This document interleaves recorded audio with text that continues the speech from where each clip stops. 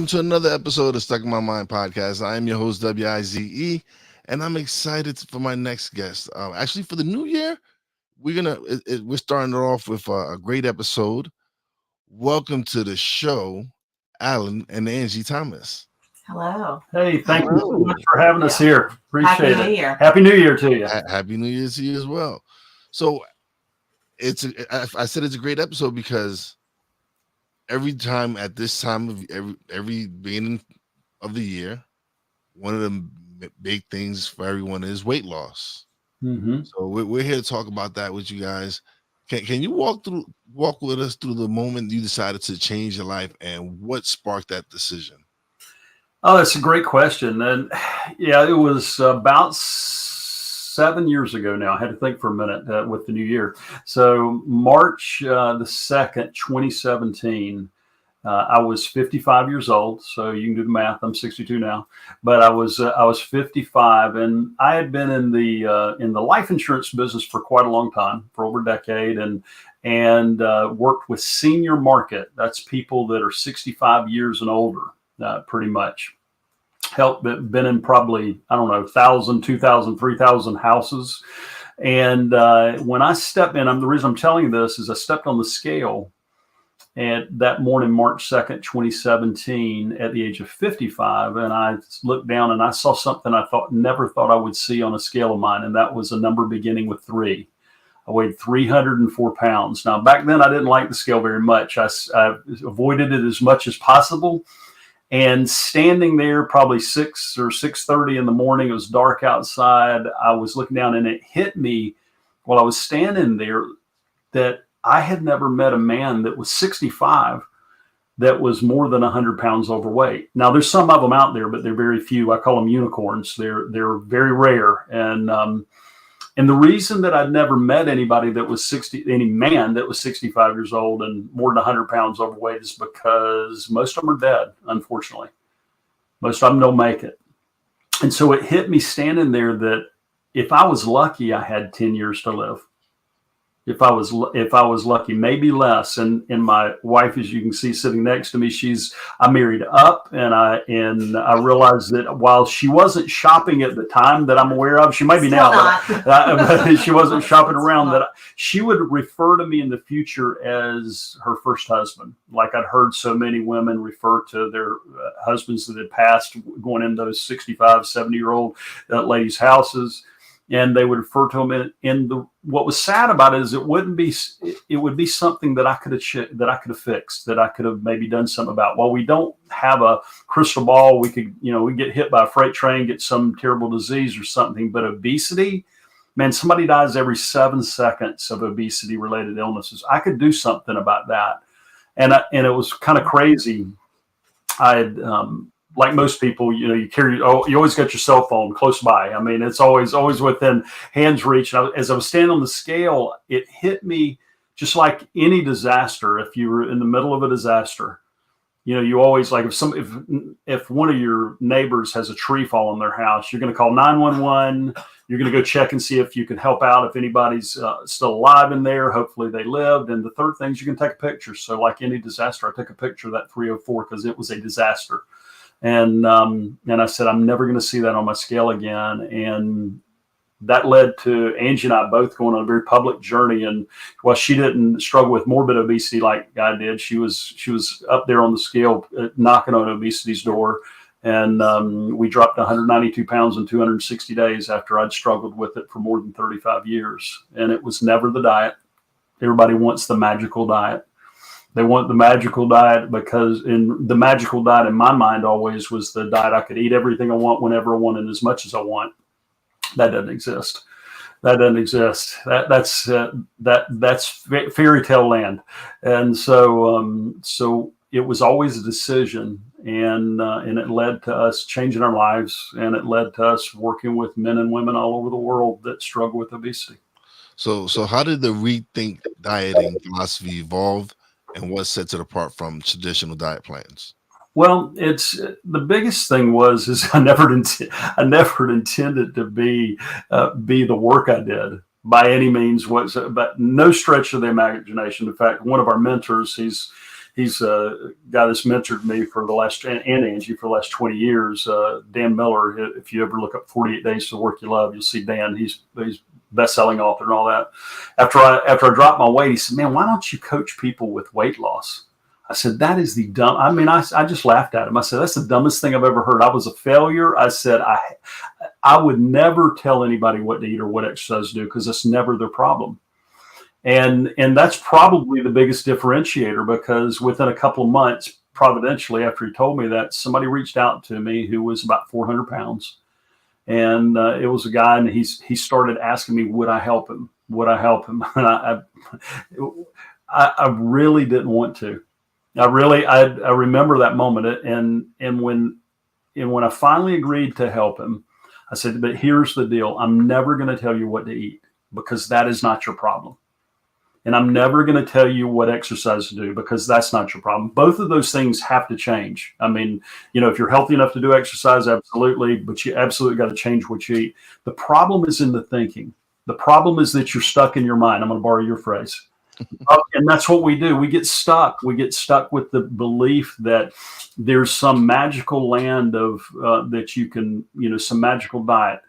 I can go on and on about this, but that's what led to it. And then what happened was I started looking backwards and what worked for me. And it was nothing to do with with how many slices of bread you ate or how many of those things. Obviously, it has to change. Obviously, those things, but it was always the thinking and the going the distance. And people ask me all the time, this is, why is it that you can get somebody like, one of our clients that's 72 years old, that's dropped more than 100 pounds. He walks with a walker. He has 2 fused vertebrae, cannot exercise, is absolutely off the table. And he's dropped more than 100 pounds after struggling for 50 plus years with his weight. And they said, why? I said, why can you get the results with him and so many people that couldn't lose any other way? I said, because we teach them to go the distance. We teach them how not to quit. That's the biggest differentiator. You want to know, and I gave you the 5,000 word answer. Apologize for that, but that's really it. I mean, it's learning how not to quit. It's learning to keep going. So what are some of the key mindset shifts that helped you and Angie achieve such remarkable weight loss?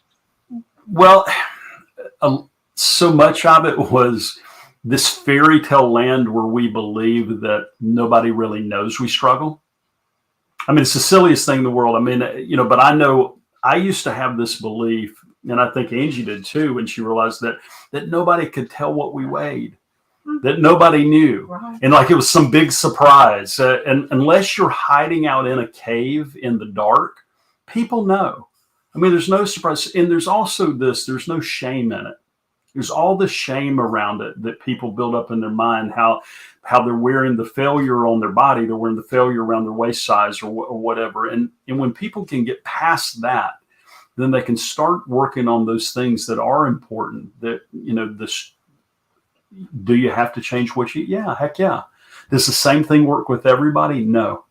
And that's the reason that any client that comes to us, we tell them right up, we're not going to tell you what to eat. We show them a strategy to create their own plan where they positively will win, how to have the certainty.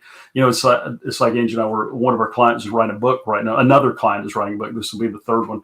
But he's writing a book. He came out of a wheelchair, it was almost 500 pounds. And Angie was just reviewing the chapter that he wrote about it. It really kind of took us back. We were having to read through that. And I remember when I talked to him the first time, he thought I was a nut. He thought I was crazy. And I didn't know this at the time. We always have a higher opinion of ourselves than we realize. But he thought I was some kind of crazy person. But I told him, I said, I'm positive we can get the weight off of you. Now, that was 200 pounds ago. He's come out of a wheelchair, has changed his life and all these things, but it was always around his thinking. It was always around those things. Number one, you got to get super clear on your outcome that you want. If somebody is waking up on January 1st, January 2nd, January 3rd, and they say they want to lose some weight this year, well, maybe they lose a pound the whole year. Is that really what they want? And so get super clear and get super specific, number one. Number two, you got to do the work. There is no escaping it. It's like you have a successful podcast, correct? Yes. Was it easy? Did somebody do it for you? No. No. Did you fail at it about 100 times? Probably different things that you got wrong. Oh man, did I? Yeah, I mean, anybody who's super successful like you are at podcasting, or a writer, or like my wife, who's the most amazing mom that you've ever met. We've got four amazing children. I mean, when you think about all these things, we always assume that somebody's highlight reel is what happens every day. It's not. It's gonna go hard, but you got to be willing to put in the work. And when I say that, I'm not talking about necessarily running 100 miles. Although we've had clients that ran marathons, we've had clients that do these things that they've always dreamed about. But at the end of the day, they have to get clear on and make peace with that. And then they have to understand that it is achievable. Okay. It is. You've got to pick something that you know is achievable, not from a standpoint of, like, if you ever notice, if you've ever struggled with your weight, you notice that like the first week you always lose a little more weight than the other times. Okay, it's because you're carrying water weight. Everybody has it. Everybody, that's ever struggled with their weight. Well, they always want it. It took them 30 years to gain, say, 180 pounds extra. Okay, which is real common amount. I mean, we deal with people that 25, 50, 100, 200, 300 pounds excess weight. But it took them 30 years maybe to get that 180 extra pounds. Well, you want it, and people come to me, they want it off tomorrow. Well, so do I. I mean, that'd be great. I want to win the lottery too. I mean, somebody in Jacksonville, Florida won that big Powerball, 1.6 billion, but they didn't pull my ticket. I didn't buy one, but anyway, but that's like a regressive tax in my opinion. But that's another story altogether. Now, if I wanted, I wouldn't say that. But the point being, they don't have belief of how they're winning at it. And they forget, so they give up too fast. They give up 3 feet from goal, to quote Napoleon Hill in Think and Grow Rich. W.R. Darby, I believe Darby was his name, who quit 3 feet from goal. We quit when it's right there at us. And then the other thing, it's got to be important. Like for me and Angie, it was I knew I'd be dead if I didn't do something about it. Now, I had no medical conditions. I was perfectly healthy, except for morbid obesity. By the way, morbid obesity and healthy is an oxymoron when you see them together. But that's what people say. Well, I'm healthy except for this. And so you got to get really clear on why you're doing it. That there's no weight loss that begins with weight loss never begins with a diet or exercise plan. It begins with why you're doing it. Real weight loss. And then you got to get real clear on time. People say, well, I want slow and steady wins the race. Bull. No, it doesn't. It didn't. Longevity wins the race. Going the distance wins the race. And by the way, if you're losing a pound a week, that's 52 pounds a year. If you were only losing, say, six pounds, if you're only gaining 6 pounds over the last 30 years, that means you're losing it, 12 times faster than you gained it. Did I do that right? Something like that. So that's 10 to 12 times faster. And so you're going faster than you realize, but you've got to get clear on that timeline. Don't give yourself days off. Days off are crazy. If you plan on having a cheat day, that's not cheating. If you plan on doing it, that's not cheating. Build it into your plan. It's like one of our clients, who's a pastor, who he dropped 90 pounds in about 6 months or 7 months, I think it was. And he actually celebrated by jumping out of an airplane. It's the coolest video I've ever seen. It's so funny watching him do that. But and by the way, jumping out at 18,000 feet is not required to lose weight. But it was so interesting. He followed our strategy that we teach. And in 4 or 5 months in, I checked with him and I said, hey, how are you doing on where you plan to be at this point? Because we have people plan out to that level, because without a plan, without a vision, you'll never prosper. I think somebody really smart said that, and the people won't prosper. But he said, well, I'm kind of far off. I said, how far are you off? It was like I think it was 5 months in. He dropped about 60 pounds at that point. And he said, well, I'm about 1.5 pounds off from where I predicted 6 months ago for this date. I said, that's far off? He said, yeah, I thought that was bad. I said, no, man, that's fantastic. That's a margin of error. That's really good. And so he hit his goal because he had this timeline strategy in place. And he's keeping it off too, by the way. That was over a year and a half ago that took place. But then you've got to do the thing that nobody wants to do. They don't want to do, because they really deep down, they want to quit. Everybody wants to quit. Because will somebody pass the single serving size of Doritos that say family on them? Will somebody please pass me the half gallon ice cream that I eat in one bite? Well, we all really want that because it feels better. But when you get really accountable, in a real way, and we have a real specific strategy we teach people with this to where there's no shame involved in it, you find that you'll find your superpower. You'll find this thing in you that was always there. And it just works. We've seen it over and over and over again. So I would say to somebody who's struggling, the ones I have a heart for are the ones who are 100 or 150 or 200 or 300 pounds overweight. I mean, I feel for everyone. But the ones that are in that kind of struggle, just be encouraged. Be encouraged. And slow doesn't mean slow and steady. That sounds good, but don't use that as an excuse. A pound a week's fast. 2 pounds a week's blazing fast. I mean, it is. Think about it. If you do a pound a week, I think Tony Robbins says it best. He said, and I think he's the first one to say this. He says we're so hard on ourselves about what we accomplish in a year, but we don't really consider, and I'm not saying this correctly, how much we could accomplish in 3 years or 5 years. And I'm not saying it takes 5 years to lose 100 pounds. It does not. I proved it. It doesn't. Angie proved that a lady could drop 63 pounds in 190 days. It works. But the point is just give yourself the time to go the distance.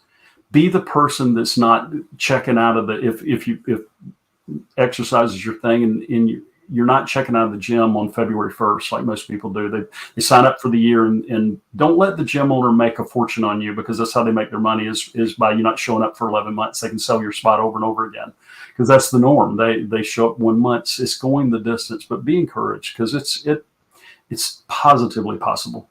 And do you have to change what you eat? 100%. Do you have to do some exercise? It'll help you along the way, but some people can't.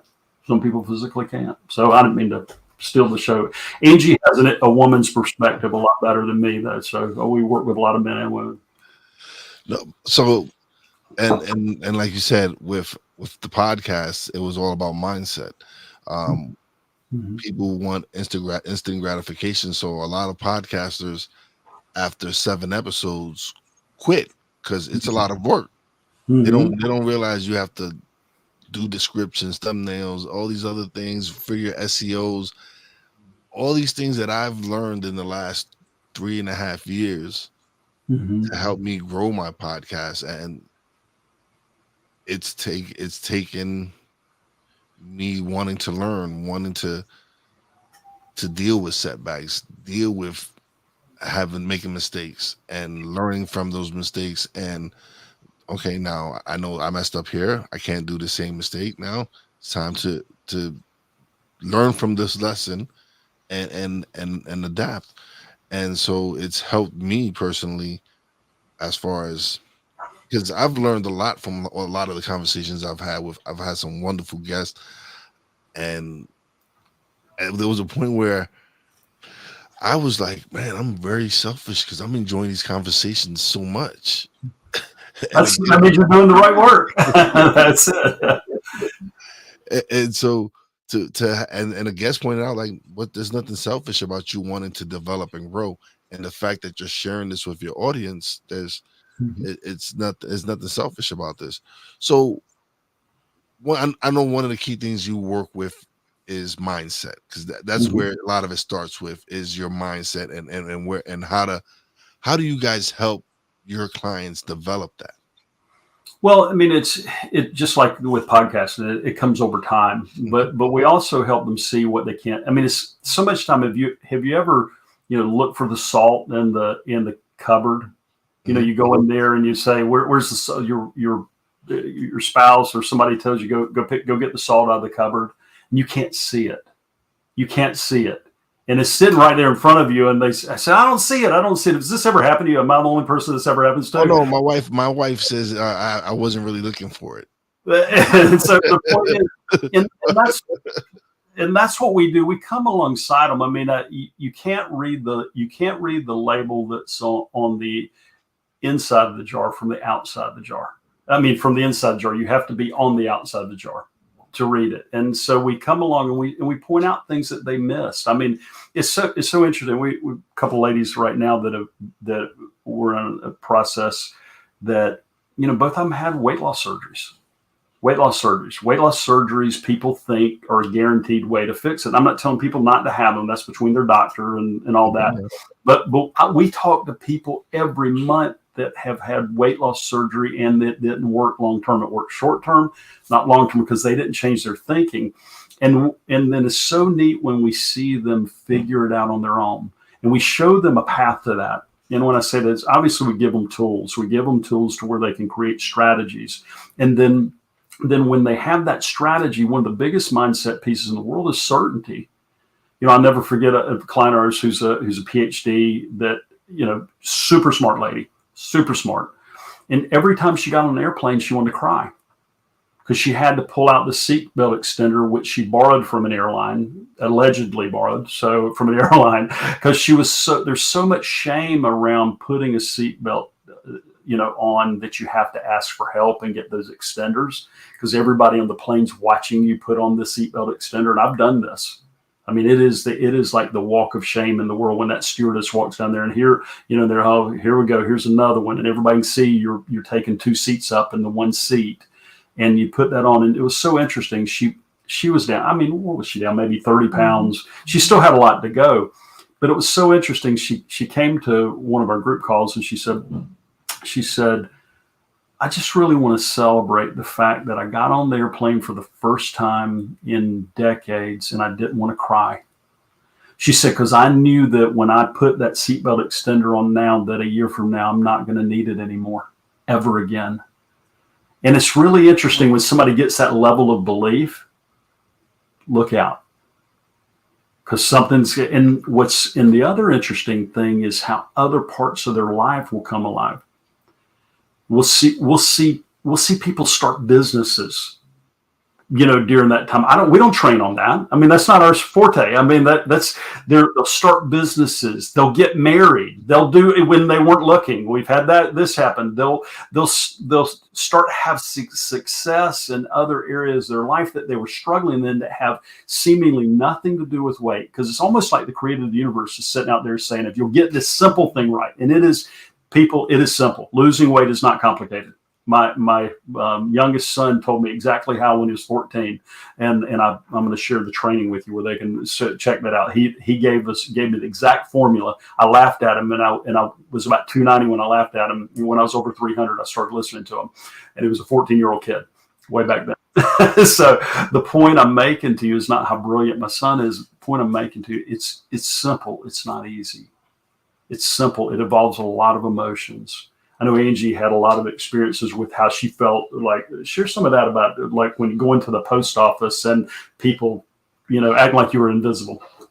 And I guess I didn't really realize that was until after I was losing weight and would go on the daily run. As Alan said, he'd been in life insurance, and we had a post office box for the important mail that we wanted to make sure we received. So I would go about daily, and it was just such an everyday occurrence that the person ahead of me, whether they were 1 foot ahead or 10 feet, would just drop the door, just shut the door. And we are from South Carolina originally, and typically people. So that was before you started losing weight. Oh yes, this was me at 188 pounds or close to that, which was terrible to admit, but that was it at 5'7". I'm not 8 feet tall, so. They would shut the door, and I guess I would come home sometimes and I had my feelings hurt, but it was amazing when we began this journey. And I was just a few days after Alan starting, so just a couple of weeks in, it seemed like everything changed. People started noticing. Ladies and men or kids, whoever was at the door, instead of just simply not seeing me or pretending they didn't see me, would hold the door. Sometimes I was almost embarrassed they held the door so long, because I would literally be getting out of the car and having, 50 steps to the post office door, and people are still holding the door. And I'm like, what in the earth? What's happened? Well, it was just like night and day. I was visible. It's the energy. It's you. For me, it's you really investing in you and developing yourself, and your energy and your confidence is growing with this now. So now people are like attracted to that. They're like, who is this person? And it has a lot to do with your mindset and you really believing in you. And once you start getting that thought, it starts pouring out into other people. They start feeling it as well. Yeah, It was just so interesting. It is. I mean, even going. I don't know if when you lived in Tampa, they had Firehouse Subs. Yes. They when you walk into Firehouse, they actually started around Jacksonville, not far from us. The firemen started, and you walk in there and say, "Welcome to Firehouse." Okay, and I'm not hitting on Firehouse, but Angie she would walk. Sometimes maybe we'd meet there for lunch sometimes, and before she started weight loss journey, and they would say that to me, and then 2 minutes later she would come and they wouldn't say it to her. But after she started dropping weight, is absolutely energetically, it was probably the thing. But after she started dropping weight, everybody, hey, welcome to Firehouse, welcome to wherever she was. Now they didn't notice me like they did her. But it's funny, just the whole thought process of it. People they want it to be magical food, and they want to make some food bad. I tell people all the time, and I'm not preaching to anybody. I said, I believe Jesus created all the food good. He said that. He just didn't say eat it all in one setting. Okay. That's my belief. And I'm not, again, so when people come to us, I know we have one of our clients, I don't know, Chris, he probably dropped 50 pounds, I think it was what he needed to lose, but it was so interesting. He came to he came to one of our coaching sessions, and it was right after Easter, and he had something that he thought I was going to get mad at him for eating that morning, and it was just interesting. He came kind of sheepishly, and he said, "Do you know what I had for breakfast?" And I said, "No, what'd you have?" He said, "I had apple pie," like he was daring me to be mad at him or something like that. And I said, "You did." I said these words, and he couldn't believe it. I said, "Good for you. You figured it out, didn't you?" He said, "I did." He said, "You mean you're not mad about it?" I said, "Heck no, I'm glad you figured it out." I said, he said, "Yeah." He said, "I started putting together the numbers like you said to put together for Easter Sunday, and I knew I could have this, and I had plenty of stuff, but I couldn't fit that pie in, so I cut me a slice and put it in the fridge, and I had it this morning." I said, "Good. You should." So it doesn't mean you can't ever have things that you love. It just means you have to maybe, one of the things is like maturity, and we raising our kids, the way we could tell that they were mature enough for something is that they knew how to wait. That's our definition of maturity, knowing how to wait. Doesn't mean that it's never, means later. And that whether it's financially something, I mean, we all, hey, I want a Ferrari. I can't help it. She does too. We want his and hers. We're not there yet. We're having to wait. And so we're working on paying for the front end of one right now. So not because we hit it, just buying it piecemeal, or metaphorically. But the point being is, when you learn that you can have some of those things and you don't have to punish yourself. You also don't have to do insane exercise. You don't. I mean, if that's your jam, go for it. I'm for it. I mean, I've had where clients come to us and they've run. We had one recently ran a marathon, ran a second one, and like, cool. That's good for you, boo. That's not me. We love to. We do things we like. If we don't like it, we're not going to continue. It doesn't mean we don't sweat. It doesn't mean we don't do those things. But the point is, you have to make peace with the process. And just own the fact that you can't have as much as you want, whenever you want, whatever you want, and you have to make changes, but they don't have to be so harsh on yourself, because that's never going to last. It's like your podcast. You have fun with it, so you found your fun. I love being able to do my podcast. Just the fact, and I'm not monetized at whatever, but it's just the impact that I'm able to make with the podcast. Mm-hmm. Just the fact that there are people tuning in and people watching, and then when I release the audio, a lot of people tune in and listen to the audio. To me, it's the messages I receive from people when a certain episode might have impacted their lives with whatever we put out, whatever content. I had a shout out to Federica, because I know she's always listening. But me and her did an episode over maybe a year or so ago, whatever. And I didn't release it. I forgot to release it, and I just released it late last year, and the description and everything I put about her and everything I felt about her, and she sends me a message, and she goes, that was the episode we recorded in 2022. I was like, yeah, and she's like, man, she's like, thank you. I hadn't felt that way. Like the description you put in the show about me and everything, all the wonderful things you said about me, and the thumbnail you picked, the picture for the thumbnail, that's my favorite picture. And and she was like, I just haven't been feeling myself. Mm-hmm. And she says, reading your words and seeing my picture and all the wonderful things you said about me, it reminded me of who I was. She's like, and I'm like, that is still you. And it's just that those messages are the ones that really motivate me and inspire me to continue to do what I do, because if I impact one person's life, the impact that I've had on that person, who knows what impact they're going to have on other people's lives. So it's a ripple effect for me. So if it's one person, 2,000 people, 200 people, whatever, it's just the impact. Yeah. No, absolutely. I mean, and that's really it. And that's one of the cool things in it. And I'd invite your listeners, if they struggle with weight. And I mean, here's the odds: 70% of your listeners, unless it's a really unusual audience, are likely overweight. 40% of your listeners, more than half of that 70% of listeners, are either obese or morbidly obese. And it's really interesting in that obesity. We're approaching 1 billion people that are obese worldwide, men and women. 1 billion.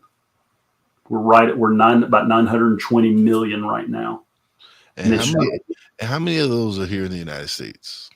The numbers in the United States pretty much match up. Out of the three, what do we got? 300 million. It's about 120 million are obese or morbidly obese, if I'm not mistaken. Yeah, I mean it's worldwide now. And here's the thing: I'd encourage people to see it as a gift. I really would. I would have never thought that back then in March of 2017 when I was over 300 pounds. But it really is a gift, because just like you encouraged that lady with your description of her and the picture you picked and everything, people need encouragement, and there's nothing more powerful than visible encouragement. When you see somebody dropping weight, you can't hide it. Just like you can't hide somebody that's gained a bunch of weight. Somebody that's 400 pounds, they're not going to hide it. Nothing's going to hide it unless they just, I mean, you can't. If you look at pictures of me at 300, people probably said, I thought you weighed 600 when they looked at those pictures, but the reality is you can't hide when it comes off either. And the cool part about that is you could be in a room with 1,000 men and women, and every one of them look like James Bond models or Tom Cruise or some of those models in Mission Impossible. And, they're all perfect build, they got no body fat. They've never had an ounce of body fat. But those 1,000 people, and you could be the only person that has 100 or 200 or 300 pounds extra weight, or 50 pounds, depends on your height, where it becomes obesity. But you could be the only person in that situation. Well, all of those people have got challenges too. You just can't see theirs. Their weight's invisible. It could be relationships. It could be money. It could be 100 things. It could be their kids. It could be something going on. And they're having to just walk through life kind of sucking it up. And they don't have any hope. And they see you start dropping your weight. It does something crazy. And we've seen this happen over and over and over again. When they see somebody dropping weight, they get hope. People who don't have weight problems, they don't have physical weight. They've got other kind of weights that they carry. And then you become this inspiration for people. Intentionally or unintentionally, it's going to happen. It is. And you're going to give somebody hope, and you're going to receive a note from somebody, and they said, I didn't think I could go on, but I saw you face your challenge boldly, and it gave me strength. I mean, we've had people reach out to us, and in the book that actually Angie's reviewing the chapter written about us, we've seen that, this guy literally won a international sales board. I tell my clients that they're going to have things like this happen, just to let me know when they do, because it's fun for us. It's kind of our favorite way of payment is when somebody brings us those things. And he calls me from New York, and he's with a company that's internationally employs more than 40,000 people. He said, I'm calling you with one of those calls. He said, I just won the International Sales Award for, XYZ company that he's with. I said, really? Good for you. I said, that's amazing.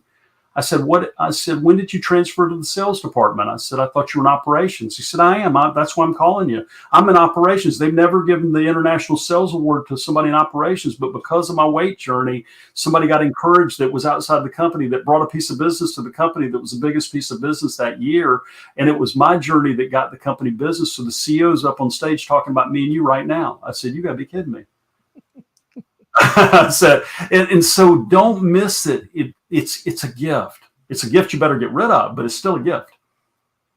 Yeah, and again, it's difficult because again, people want that instant gratification. People want to start losing the weight instantly, and they don't realize that it's a journey. It's takes steps, and again, like I said, like at the beginning of the episode, this is the time of year where everyone makes their New Year's resolution, and I'm gonna go to the gym and they go burn themselves out. They just instead of pacing themselves and breaking it up and start off with a 5-minute walk, then advance to the 10 minutes, however it is. People want that instant gratification though. They want to lose 30 pounds in 30 days, and it just doesn't work that way. 30 minutes, 30 pounds in 30 minutes. When I ask people when they want to hit their ideal weight, anything other than yesterday is too long, So, I will give people a tip that really might be helpful to them. Stop looking for the diet they can stick to the rest of their life. Are you kidding me? Are you kidding? Do you know how insane that really is? The diet. And this is, we hear this all the time and we just laugh out loud. So anybody hearing this, I hope I'm not hurting your feelings. If you today are picking a diet you're going to stick to the rest of your life and you're just stop. Now, I didn't say do anything crazy. I didn't say anything, but your goals may change. Pick something that you can live with long enough to get the weight off. That's the biggest challenge. It doesn't mean that they have to do anything unhealthy. I'm not suggesting you don't have to eat unhealthy. But stop looking for the perfect diet to last the rest of your life because your goals may change. We see this happen all the time. People will have a weight loss intensification goal because they need to get the 100 pounds off, and then they might decide they want to. So you tell me, is your diet going to be different if you decide you want to start lifting weights, or if you're going to be a pregnant mom later, which we've had that happen, or if you're going to be a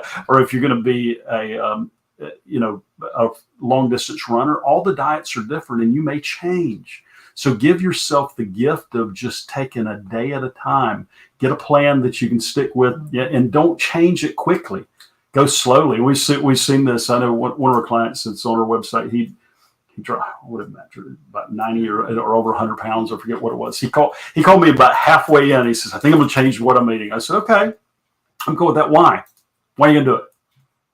The way you're going to do it, the strategy you were, I call it strategy, not diet. Your strategy you were doing was working. Why do you want to change it?" I have no problem. I'm not going to tell you not to. And what it boiled down to was that he thought it'd be easier. Well, he went back. It wasn't easier. He went back to his original strategy, got all his weight off. Because it was, we were looking for the easy way. Stop. There is no easy way. There's a simple way. It's just like if you find out you're trying to save for retirement, there's no easy way. The lottery is not a retirement plan. No. Okay. I mean, if it works, great. I was talking about lottery twice. I don't think about it very often, but it's not. And I'm not a financial coach. But the point being is, it's learning how to go the distance. Learning. Angie and I've been married 43 years. 38 years. Yeah. I said 40. We've been together 43 years. I can assure you, Angie will tell you, it has not been easy for her.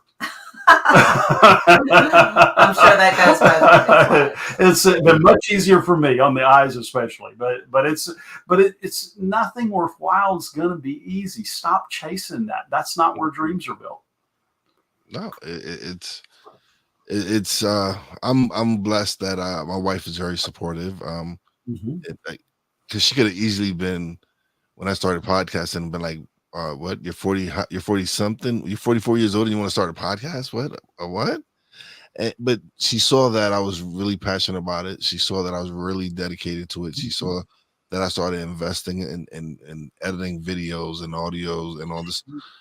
And she was like, "What can I do to help you make this what you can do full time as a job?" Even though I still work 9 to 5, but it's been growing to the point where I am getting some clients here and there, as far as editing and everything. But without her support, I don't know how far I would have gotten with this, because having her, you wouldn't have gotten far. Yeah. You wouldn't have gotten far. I can tell you that already. Having her support me, seeing that, hell, you're actually pretty good at it with it. Let's see where you can take it. And so she's very supportive of me.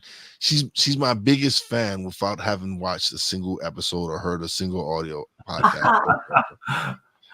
and she'll wear my shirts, she'll wear my merchandise and everything. But she says, "I live with you." She's like, I don't have to hear you. I see you every day. So, but she is my biggest fan. So good deal. No, you gotta. Yeah, if Angie had been working against me, throwing half gallons of ice cream at me during the weight loss, it would have not gone well. But and ironically, it still is possible to lose weight even if somebody else is working against you. Because I do hear that sometimes it's not as, I'll say it makes it a little more challenging. But here's the thing: when somebody makes a decision, it means to cut off all other possibilities. If they really decide, in fact, that's what we tell people. It's not Rethink Dieting, which is our program, it's our company.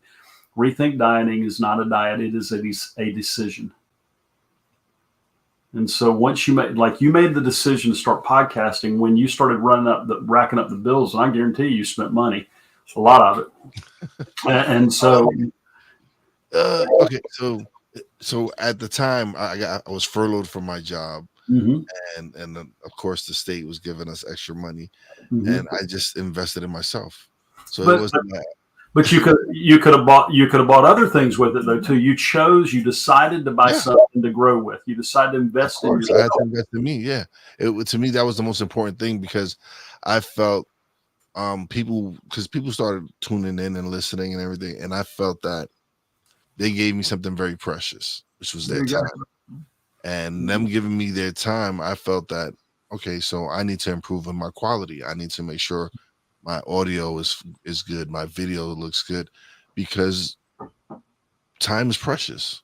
No. And if you're going to give me some time, I want to make sure you enjoy the quality of the show. That's right. 100%. No, you're right. But you chose it. You decided to, and you did it, and you didn't stop when it got hard. Oh, no. And so that's the difference. So good deal. No, and the fact that I invested in myself and I worked hard. The relationships I started building, and the networking with people that started showing me how to do it easier. It was people showing me who have been in podcasting for years, seeing that, hey, this guy's serious and he's dedicated. Let me help him.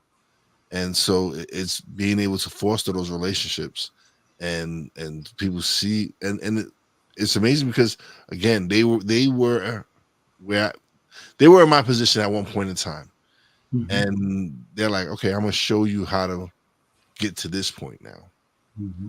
And so it's been a blessing to really connect with some amazing people that have helped me automate, that have introduced me to new tools like Opus Clip and other tools that I use to make my workflow easier. 100%. No, that is good. Cool. But guys, this has been great. I had a wonderful time. Now you get the solo screen, you get to plug away, let everybody know where's the website, where they want to read, if they can reach, where they can reach you at, everything.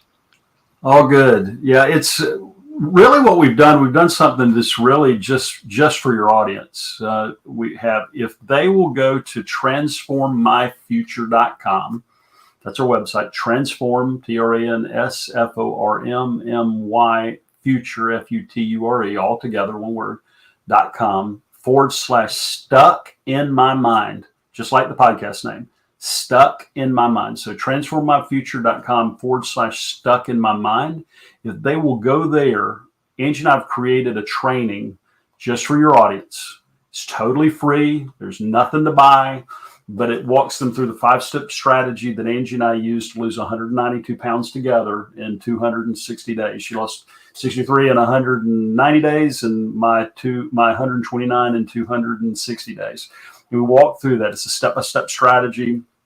And we've had people reach out to us after they've watched that video, months after, where they've lost 18, 20, 30 pounds. So if they'll use those techniques, they can do that. But they can check us out there, and they can watch that. We did that. We spent our resources so that people would have that, just like you did with your podcast as well. So people would have that for them, and they can take action and actually get results. I'm actually gonna go and sign up myself and check it out. Yeah, and use it and share it with you guys. I'm gonna share the transformation. So yeah, absolutely. Love that. We love, like Angie said, we love that. Yeah. All right. Thank you guys so much for being a part of the show. This has been great. Had a great time talking to you guys. You guys are wonderful. Continue to do what you guys are doing. You too. You've found your purpose, and it's amazing that you've been able to help so many people. This is a serious issue. There's a lot of people out there facing obesity and struggling with it. And again, like I said, this is the time of year where this is where they start making their resolutions, and they need to start learning that quick fad diets aren't the answer. Yeah, tell them not to make a resolution this year. Just make a decision. Awesome. Thank you, guys. I really appreciate it. But don't leave just yet. Let me close out the show. We can chat a little bit more. I will be putting the link and everything in the description after the show and everything, so everybody who catches the replay, check it out. Use the code, everything, and just and let them know. Definitely give them feedback. Let them know how everything went and support. So thank you guys once again. I greatly appreciate it. Thank you so much for having us. It's been great. All right. Let me just close out the show, and I'll be back in a moment. All right, everybody. Thank you for tuning in. Shout out to Brian Snow for coming by. It's greatly appreciated. Shout out to A Pizzle for coming by. Thank you, brother, for definitely coming through and leaving a comment. Shout out to my Real Wise fan, Poppy J, Brandy J. Love you guys. Shout out to the boss lady. Love you and appreciate you. And as always, a big shout out to all the essential workers out there. God bless y'all. Be safe. You know how your boy Wise does it. Peace out.